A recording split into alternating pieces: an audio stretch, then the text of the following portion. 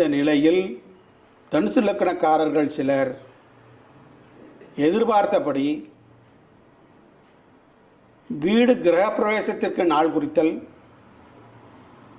நீண்ட நாள் இழுபறியாக இருந்த கட்டிட கட்டுமானம் முடிவுக்கு வருதல், வீடு கட்டுவதற்காக சிலர் ஒப்பந்தக்காரர்களை தேடுதல், இவற்றில் இந்த முயற்சி கைகூடும்.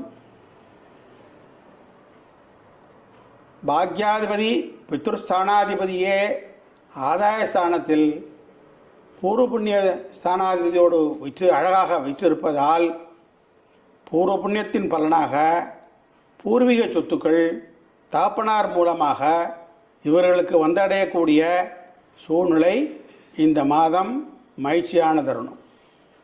உத்திரஸ்தானாதிபதி ஆதாயஸ்தானத்தில் இருந்து அதற்கு தசம கேந்திரத்தில் குரு